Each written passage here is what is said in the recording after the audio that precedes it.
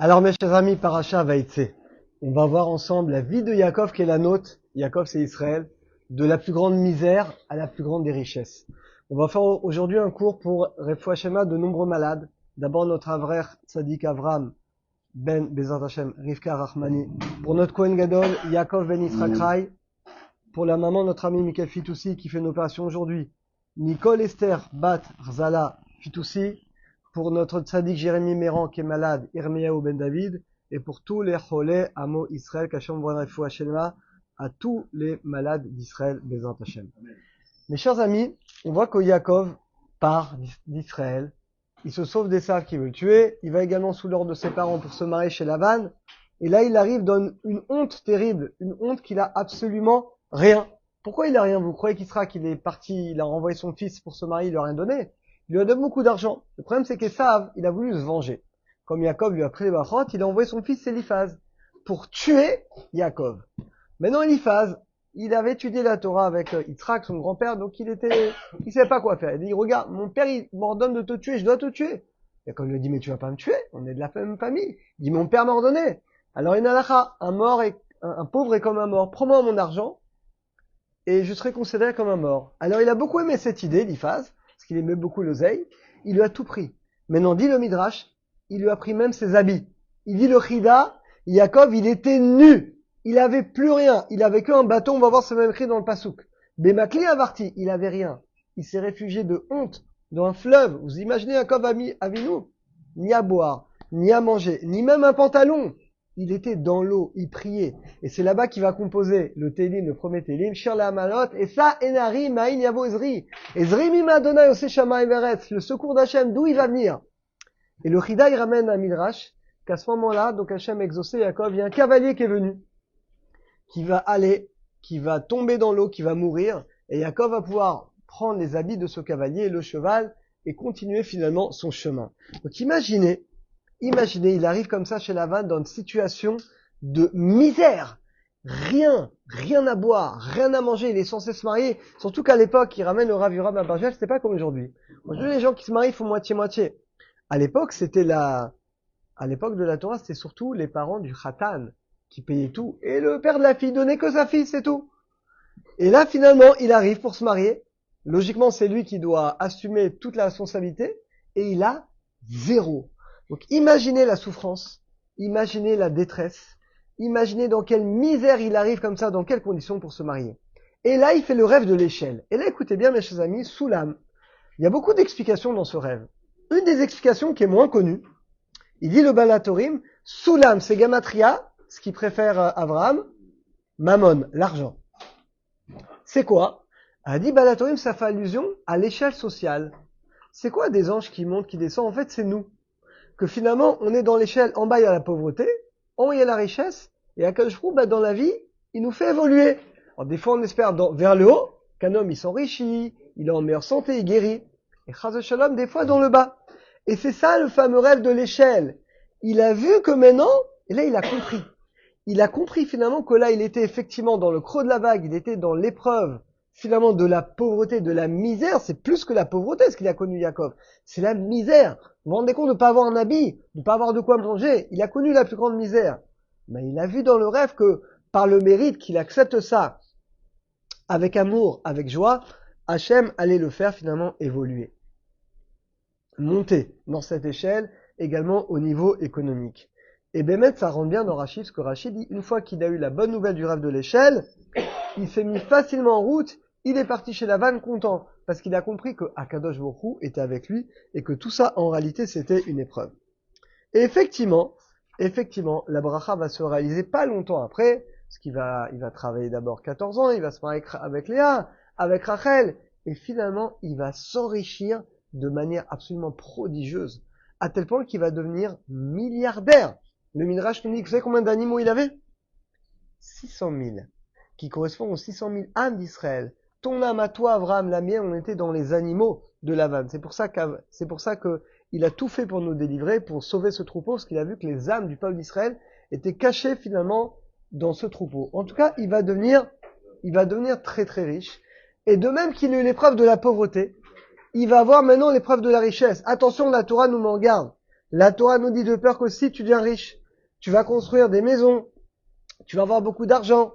Mais Rav Levafra, ton cœur va s'enorgueillir et tu vas oublier Akadosh Baruch Hu, finalement, qui t'a fait sortir d'Égypte. Et là, mes chers amis, je posais une question. Où est-ce qu'on voit dans le texte de la Torah que Jacob, il a surmontré l'épreuve de la richesse et que même riche, il est resté humble, il est resté collé à Akadosh Baruch Hu? Quelqu'un peut me dire? Quelqu'un a une réponse? Dans les mots, où est-ce qu'on voit? Vas-y. La rencontre avec Esav. Ouais, vous voyez le tzaddik Noam? Noam, c'est bon? Voilà. Vous avez compris, c'est un tzaddik. C'est pas Avram qui aurait répondu. Alors, effectivement, avant de rencontrer Esav, qu'est-ce qu'il va dire? Katonti. Mikol achasadim, ou mikol emet achasita bevdecha. Il dit voilà, moi je suis petit. Parce que toutes les bontés que tu as fait pour moi, et finalement, Bemakli, parce que je suis sorti nu. Quand je suis sorti de mon père, j'avais rien, j'étais tout nu, j'avais un bâton, j'avais rien. Bemakli! Rachid dit j'avais qu'un bâton, j'avais rien. J'avais pas à boire, j'avais pas à manger, j'avais pas de vêtements. Mais toi, Hachem, tu ne m'as pas oublié. Vous voyez la grandeur de Jacob, c'est qu'il n'a pas oublié d'où il vient. Il n'a pas oublié qu'il est passé par la plus grande des pauvretés, par la plus grande des misères. Et il n'a pas oublié qui lui a donné cette richesse. Et vous savez, une Gemara, elle a un chidouche extraordinaire qui ramène au Gaon de Vina. La Gemara dans Sota d'Afé, elle dit qu'un sage, il doit avoir un tout petit peu d'orgueil. La Gemara dit un huitième de huitième. Ça dit un tout petit peu pour pas qu'on l'écrase. Mais c'est quoi un huitième de huitième? Il dit le Gaon de Vina. C'est quoi la huitième paracha du livre de Bereshit? Bah non. Vaishlach, dommage. Et le huitième pasouk de cette paracha, c'est quoi? Eh ben, le verset que je viens de vous dire. Katonti. Je suis petit. Avec toutes les bontés que tu me fais. Donc le huitième pasouk de la huitième paracha, c'est le pasouk où je suis en train de vous parler. Avant de rencontrer Sav, quand il dit je suis petit de toutes les bontés que tu fais envers moi. Pour dire que c'est quoi un sage? C'est quoi un juif? C'est celui qui, dans toutes les conditions, que ce soit des périodes difficiles, des périodes de richesse, des périodes de maladie, des périodes de bonne santé, on doit toujours rester humble, prier à Akadosh Baruch Hu, implorer, savoir qu'on dépend entièrement de lui. Mes chers amis, pourquoi je vous lis ce cours? Parce que en réalité, Yaakov, c'est Israël. Vous savez, c'est nous. Et ben dans notre vie, c'est pareil. Nous également, on est dans l'échelle. Pareil. Il y a des périodes de la vie. En ce moment, il y a beaucoup de gens malades, malheureusement. Il y a des périodes dans la vie où on n'est pas en bonne santé, on passe des périodes de maladie. Des périodes où, bon Hachem, t'es en bonne santé, tout va bien. Des périodes où t'as tes vraies galères d'argent, des dettes, ça va pas, tu sais pas comment tu vas faire. Et des périodes où, bon Hachem, t'envoie une bracha. On est tous comme Yaakov. On est dans notre échelle. La clé, c'est quoi? Comment on va réagir à l'épreuve? Est-ce que quand on est en bas, on va se plaindre? On va râler, et j'en ai marre, et pourquoi tu me fais ça?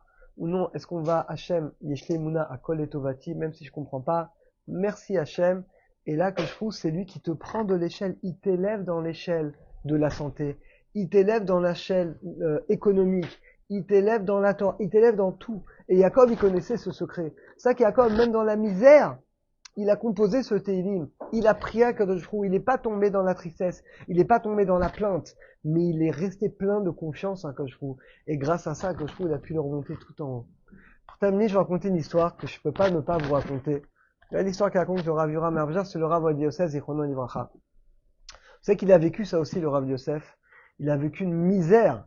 Mais vous n'avez pas imaginé la misère. Il raconte qu'il mangeait une demi-pita par jour. À Jérusalem, il y a 60 ans, il n'y avait rien à manger. Il n'y avait rien à manger. Il raconte que quand il s'est marié avec Margalite, ils vivaient les deux dans une misère terrible, avec plusieurs enfants dans une pièce pendant des années. Et ils n'avaient pas d'armoire. Vous imaginez? Ils n'avaient pas d'armoire. Donc les vêtements du Rav et de la Rabbanie étaient posés comme... Il n'y avait pas d'armoire. Ok? Ils n'avaient pas de quoi acheter une armoire. Et la Rabbanie, pendant des années, elle a mis de l'argent de côté des pièces. C'était son rêve d'acheter une armoire. Et une fois son mari, le Rav Yosef, il rentre chez lui. Le Rav Yosef, c'est quelqu'un de très joyeux. Une fois, le Voham Shonov, tête de Tisha B'Av, dit, qu'est-ce qui se passe? Il dit, il avait fini d'écrire son premier livre. C'est Chazon Ovadia sur Pessah. Premier livre. Il a 55 livres, il a écrit. Son premier livre. Il dit, j'ai pas d'argent pour l'imprimer. Personne ne le connaissait. Je crois qu'il y a des gens, ils vont lui donner de l'argent. Il dit, voilà, j'ai pas d'argent pour l'imprimer. J'ai écrit un livre, des années de travail, je peux pas le sortir. Il était triste. Sa femme, regardez la tzadékette. Il savait pas qu'elle avait économisé. Elle a sorti l'argent. Elle dit, voilà, j'ai économisé pendant 2 ans. Tous les jours, des pièces, jusqu'à atteindre la somme. Prends cet argent et va imprimer ton livre. Et il a imprimé son premier livre. de Torah Chazon Ovadia sur Pessah. Vous vous rendez compte, mes chers amis, d'abord les épreuves qu'ils avaient, mais il va finir, celui qui réalise la Torah dans la pauvreté, dans la difficulté, il finit dans la richesse.